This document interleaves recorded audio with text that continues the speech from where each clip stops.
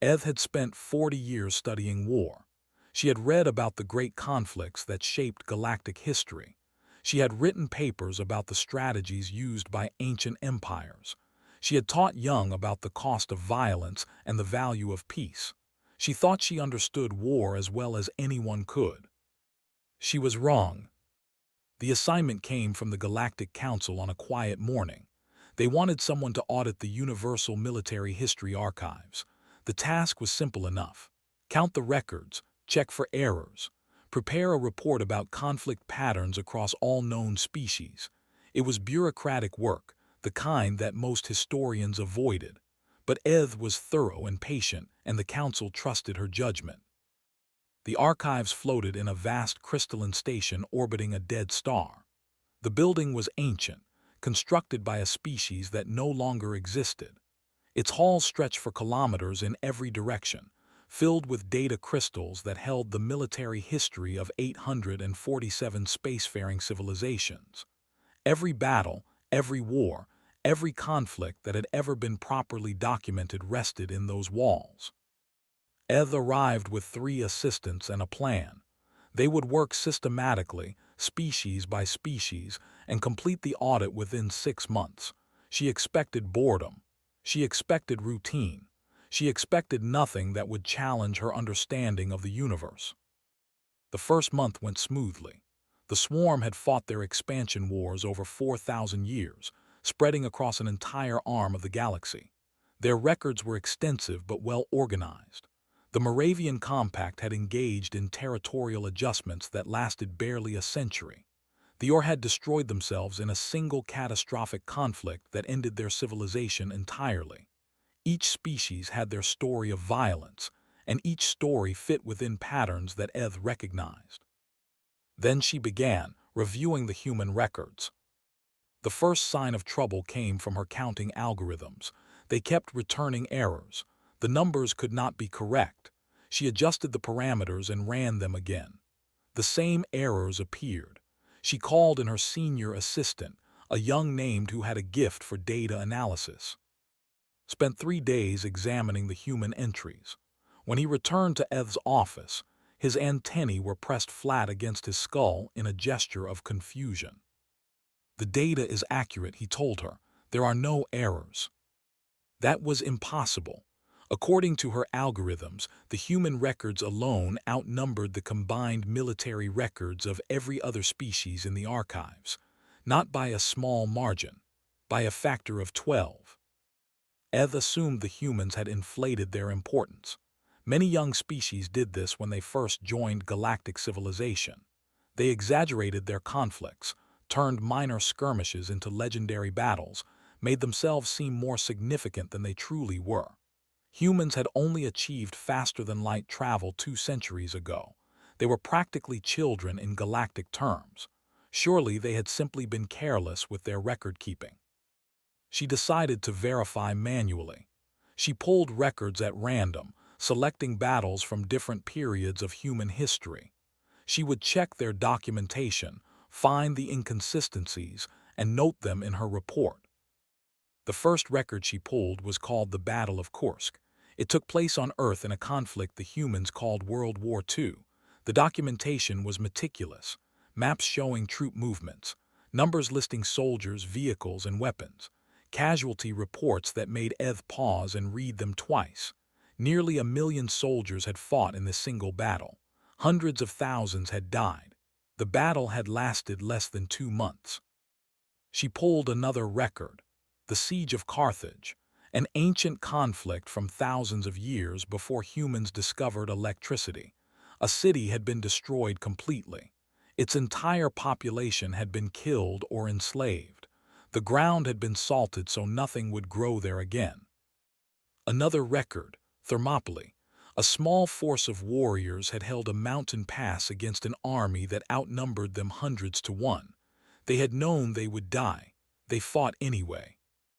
Another, Stalingrad, another city-destroying battle in the same World War II. The casualties were measured in millions.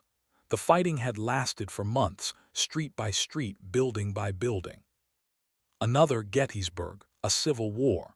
The humans had not even been fighting aliens, they had been fighting each other. Another, Verdun, 10 months of continuous fighting, nearly 1 million casualties for a few kilometers of ground.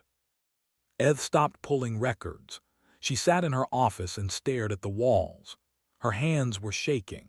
Her species communicated partially through pheromones, and she was releasing distress signals so strongly that her assistants came to check on her. She sent them away and spent the next 3 days reading human military history. Not just battles, but the larger patterns. The wars that lasted decades. The conflicts that swept across continents. The violence that seemed to follow humanity from the moment they learned to pick up stones and swing them at each other. They fought over territory. They fought over resources. They fought over ideology and religion and economic systems. They fought over honor and revenge and fear.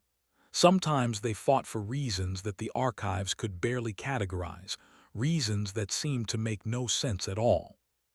And they never stopped. After each devastating conflict they rebuilt, they grew stronger, and then they fought again. Eth contacted her superior, Counselor Al, and requested an emergency meeting. The counselor was a patient being who had served on the council for over a century. He listened to Eth's preliminary findings with the calm expression of someone who had heard many strange reports. The humans probably have poor documentation standards, he suggested, or perhaps they count differently. Many species define conflict in unusual ways. Eth showed him the numbers. She showed him the casualty reports. She showed him the maps and the timelines and the endless list of battles. Al's calm expression faltered slightly. "I recommend further investigation," Eth said. "Something is very wrong here." The counselor authorized additional resources. Eth sent for more assistance. She requested access to human diplomatic channels. She began building a comprehensive analysis that would take months to complete. During those months, she did not sleep well, entered a dormant state every 3 cycles, but Eth found herself lying awake, thinking about what she had read. The images from human conflicts stayed in her mind. The casualty numbers repeated themselves when she closed her eyes. One thing troubled her more than anything else. The other species in the archives had fought wars, yes. Some had been brutal. Some had lasted centuries. But eventually, they stopped. They found peace, or they exhausted themselves, or they developed beyond their violent impulses. War became a thing of the past, a dark chapter in their history that they rarely revisited. Humans had never stopped. They carried their violence with them through their entire history, from stone tools to nuclear weapons to starships. And when they joined galactic civilization, they brought all of that history with them. The question that kept Eth awake was simple. What would happen when humanity turned that violence outward? When they decided that alien worlds were worth fighting over? When they applied their endless creativity for war to conflicts that span not continents but star systems? After 3 months of analysis, Eth submitted a formal request to the diplomatic corps. She needed to speak with a human, not a politician or a soldier, but a historian, someone who understood their own species' relationship with violence, someone who could explain how humanity had survived itself long enough to reach the stars.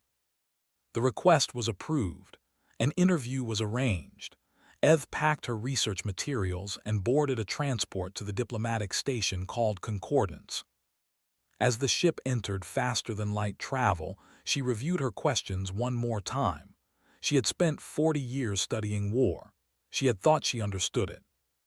Now she was going to meet someone from a species that had practiced war as a constant companion for their entire existence. A species that had killed more of their own kind than most civilizations killed in their entire history of warfare. A species that somehow, despite everything, had not destroyed itself. She did not know what answers she would find, but she knew that whatever she learned would change how she understood the galaxy forever. The transport hummed around her as it carried her toward humanity. Doctor had been retired for 5 years when the request came through. She had spent 3 decades studying military history, first at universities on Earth and then at research institutes scattered across human space. She had written books about ancient battles and modern conflicts. She had advised governments and consulted for documentary makers. When she finally stopped working, she told herself she was done explaining humanity's violent past to anyone. Then the diplomatic corps contacted her about an archivist who had questions, very specific questions, questions about patterns in human warfare that no alien had ever thought to ask before. Curiosity won over her desire for peace. She agreed to the meeting. The diplomatic station Concordance floated at the intersection of 3 major trade routes. It was neutral territory, maintained by the Galactic Council for sensitive negotiations.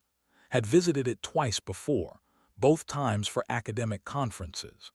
The station's corridors were wide enough to accommodate species of all sizes, and the lighting shifted automatically to match the visual preferences of whoever was nearby. She waited in a meeting room designed for cross-species discussion. The chairs adjusted to fit any body type. The air filtration system could handle any atmosphere. The walls were a neutral gray that wouldn't trigger stress responses in any known species. When Eth entered, his first thought was that the alien looked tired. She had seen enough to recognize the signs: antennae drooping slightly, movements slower than normal, pheromone patterns that suggested long-term stress. This was someone who had been working too hard and sleeping too little. The archivist introduced herself and sat down carefully. Her assistants had not come with her. She carried only a small data device that projected her research notes. Waited. She had learned long ago that the best interviews happened when she let the other person lead. Eth began by presenting her findings. The numbers appeared in the air between them. The counts of battles and wars and conflicts, the comparisons to other species, the casualty figures that scrolled past for what felt like minutes. Watched without expression. She had seen these numbers before. She had lived with them her entire professional life. But seeing them presented by an alien who clearly found them horrifying was a strange experience. When Eth finished, she asked the question that had clearly been tormenting her for months. Why? Why do humans keep fighting when they know the cost?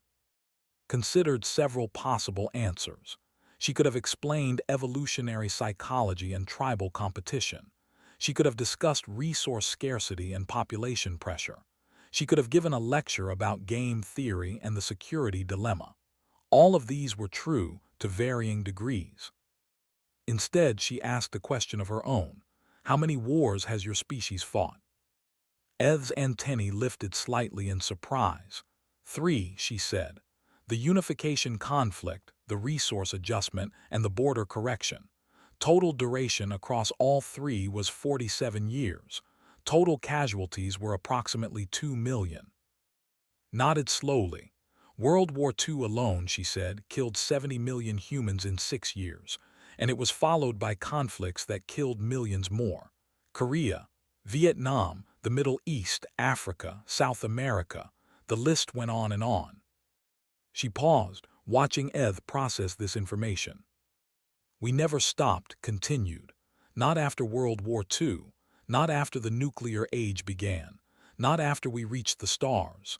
We carried our violence with us through our entire history. Eth made a soft sound that her translator rendered as distress. Her antennae pressed flat against her head. Then why are you still alive? She asked. How did you not destroy yourselves? Had asked herself this question many times. She still did not have a complete answer, but she had pieces of one. She stood and gestured for Eth to follow her. They walked through the station's corridors until they reached a section that had helped design 5 years ago. It was called the Memorial Garden, and it was one of the few spaces on Concordance that belonged entirely to humans.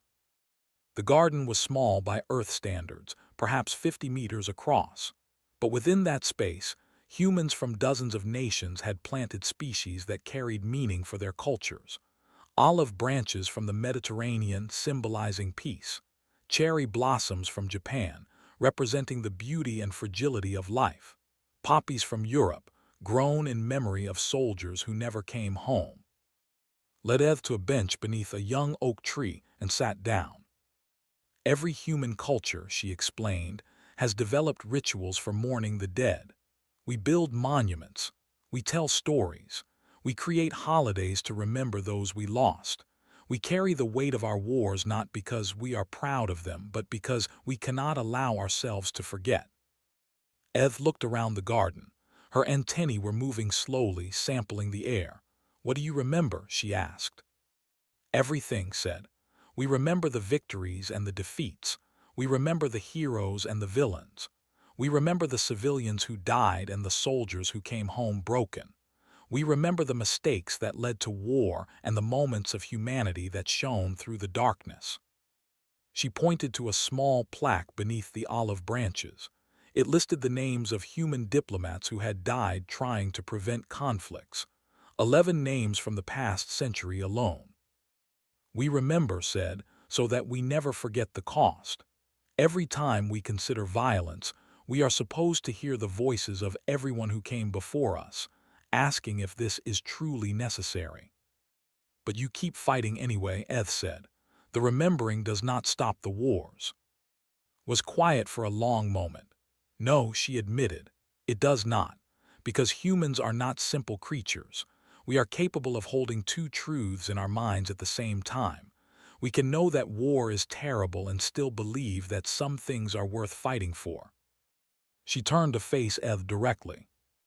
"We evolved as tribal primates on a world of limited resources. We competed for food, for territory, for mates. The groups that fought most effectively were the groups that survived. Violence is written into our biology in ways that we are still learning to understand. But that same biology," continued, "is also the source of our greatest strengths. The same loyalty that makes us die for our families makes us risk everything for strangers. The same aggression that drives us to war also drives us to fight injustice. The same stubborn refusal to surrender that prolongs conflicts also pushes us to solve impossible problems." She gestured at the garden around them. "Every human who planted something here," she said, "came from a culture that had fought terrible wars. And every one of them believed that peace was still possible, that the cycle could be broken, that humanity could become something better than its past." Eth absorbed this for a long time. Her pheromones had shifted from distress to something more complex, something human senses could not fully interpret. Finally, the archivist asked another question. "When you joined galactic civilization, everyone expected you to bring your violence with you. We expected you to conquer, to expand, to treat alien species the way you treated each other. But you did not. Why?" Smiled slightly. "Because we had finally found something more interesting than fighting each other," she said. "Because the galaxy was bigger than anything we had imagined, and there was more to explore than we could ever conquer. Because we looked at other species and saw possibilities instead of enemies." She paused. "And because," she added more quietly, "we had seen what we were capable of doing to each other. We did not want to inflict that on anyone else." Eth sat in the garden for another hour, asking questions that answered as honestly as she could. When the archivist finally left to return to her ship, she moved differently than when she had arrived. The exhaustion was still there, but something else had joined it. Watched her go and wondered what Eth would write in her report. Wondered what the galaxy would make of humanity's bloody past. Wondered if understanding would lead to acceptance or fear. Then she sat back down beneath the oak tree and listened to the wind moving through the memorial garden's branches. She had spent her life studying war. She knew better than most how much darkness humanity carried within itself, but she also knew what Eth was only beginning to understand. Humanity's capacity for violence was not separate from its capacity for love. They were the same thing, expressed in different ways. The same passion that drove humans to kill for their beliefs also drove them to die for each other. The same stubbornness that prolonged terrible wars also refused to abandon hope in the darkest moments. It was not a comfortable truth. It was not a simple truth. But it was the truth and had long ago made peace with it. She hoped Eth would find her own peace eventually. The galaxy would need to, if it was going to share the stars with humanity. The council chamber was the largest enclosed space that Eth had ever entered. It was carved from a single asteroid, its walls polished to a mirror shine that reflected the lights of 100 different atmospheric systems. Representatives from dozens of species sat in tiered rows that rose toward the ceiling, each section adjusted for the comfort of its occupants. The chamber could hold thousands, though today only the senior council members had gathered. Eth stood at the center of the floor, surrounded by her research projections. She had spent 6 months preparing for this moment. She had analyzed data that no one had thought to examine. She had interviewed humans and aliens alike. She had barely slept and had lost weight that her physicians told her to regain. Now she was ready to deliver her report. The humans were sitting in their own section of the chamber, a small delegation led by their ambassador to the council. Eth tried not to look at them too often. Every time she did, she remembered sitting beneath the oak tree, explaining things that no other species had ever needed to explain. She began with the numbers. Her projections filled the chamber with data.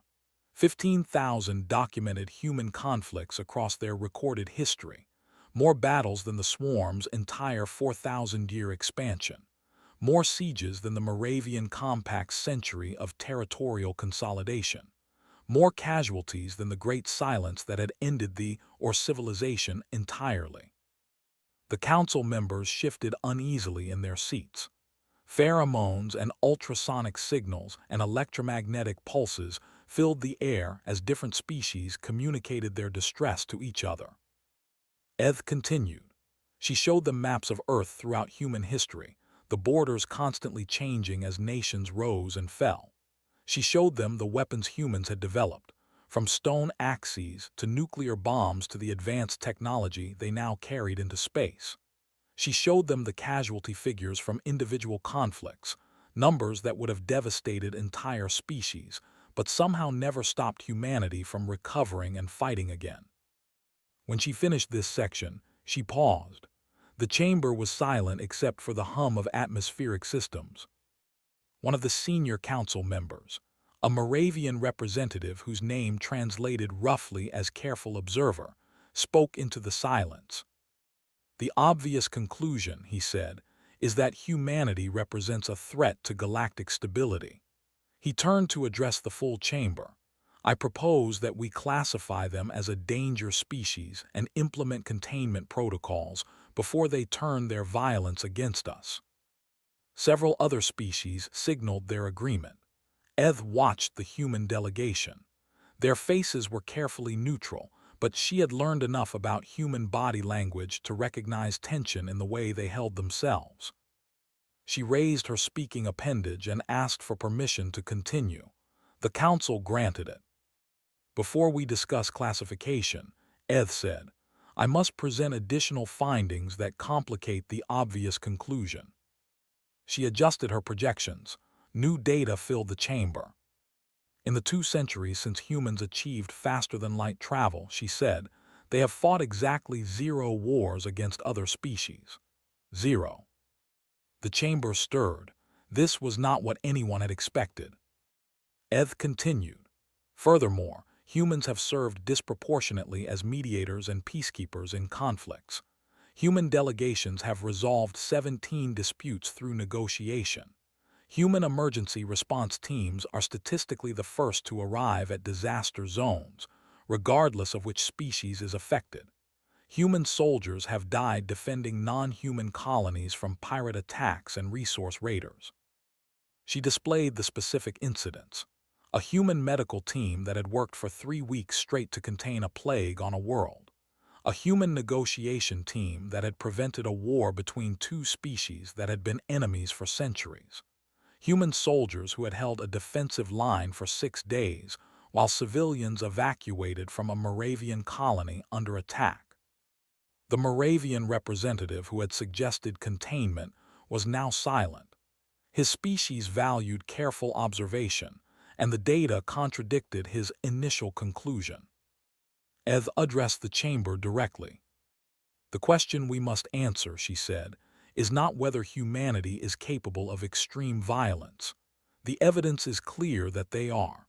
The question is why they have not directed that violence toward us." She paused, remembering her conversation with.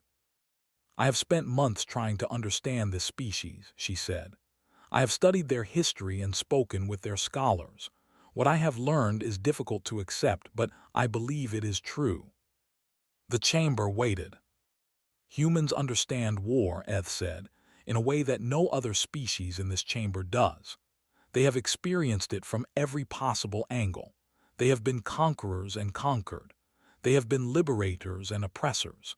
They have committed terrible atrocities and also made extraordinary sacrifices for each other and for strangers." She brought up images from the memorial garden on Concordance: the olive branches, the cherry blossoms, the poppies. "They remember all of it," she continued. "They build monuments to their dead. They teach their children about their darkest moments. They carry the weight of their history because they believe that forgetting would be even worse than remembering." The human ambassador was watching her, with an expression that Eth had learned to recognize as respect. Eth turned back to the council. "The species that exist in this chamber," she said, "learned about war and moved past it. We developed beyond our violent impulses. We found peace because we recognized that violence was destructive and counterproductive." She paused. "Humans did not do this. They could not do this. Their biology and their psychology are structured in ways that make violence an integral part of who they are. They cannot simply choose to stop being capable of war." The chamber stirred again. This sounded like an argument for containment. But Eth said firmly, "They can choose what they fight for. And when they joined galactic civilization, they chose to fight for peace." She displayed her final data set: statistics on human diplomatic efforts, numbers showing human contributions to galactic stability, records of humans who had died protecting alien lives. "They pursue peace," Eth said, "not because they are naive. They pursue peace because they know exactly what the alternative costs. They have paid that cost more times than we can count. They have buried more of their own kind than most of us will ever see born." She let the data speak for itself, as the council absorbed the implications. "When they look at us," she continued, "they see something precious. They see species who never had to experience what they experienced. They see civilizations that did not spend drowning in their own blood, and they do not want to take that away from us." The Moravian representative spoke again, his voice softer now. "You believe they are not a threat." Eth considered her answer carefully. "I believe," she said, "that they are the most dangerous species in this galaxy. Their capacity for violence is unmatched. If they chose to wage war against us, they would bring tactics and strategies that we have never imagined. They would fight with a determination that we could not equal. They would not stop until they won or until they were completely destroyed." The chamber was very quiet. "But I also believe," Eth continued, "that they have chosen not to wage that war. Not because they are weak, but because they are strong enough to make a different choice. They know what they are capable of, and they have decided to be something better." She turned to face the human delegation directly. "They are not perfect," she said. "They still struggle with violence among themselves. They still carry the scars of their past, but they are trying every day to build something that their ancestors would have thought impossible." She looked back at the council. "We must decide how to classify them," she said. "We must decide how to incorporate them into galactic civilization. We must decide whether to trust them." She paused. "I recommend," she said, "that we create a new classification, one that has never been needed before." The council waited. Experienced, Eth said. We should classify them as experienced. The debate that followed lasted for hours. Some species remained suspicious. Others were moved by the data. The humans sat quietly through all of it, letting their record speak for itself. In the end, the council accepted Eth's recommendation.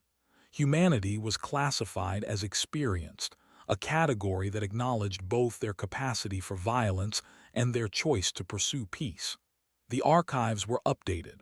The diplomatic protocols were adjusted. The galaxy took another step toward understanding its members. After the session ended, Eth walked through the station's corridors toward the transport that would take her home. She was exhausted in a way that she had never been before. Months of work had culminated in a single presentation, and now she felt empty. The human ambassador caught up with her before she reached the docking bay. Archivist Eth, the ambassador said, I wanted to thank you. Eth stopped walking.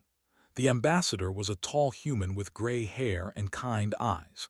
She had been watching the presentation with the same quiet attention that had shown in the memorial garden. I only presented the truth, Eth said. The data spoke for itself. The ambassador smiled. The truth is not always easy to see, she said, and it is even harder to explain. You did something today that we could not have done for ourselves. Eth thought about this. Humans could have presented their own case. They could have argued for their own classification, but it would not have carried the same weight.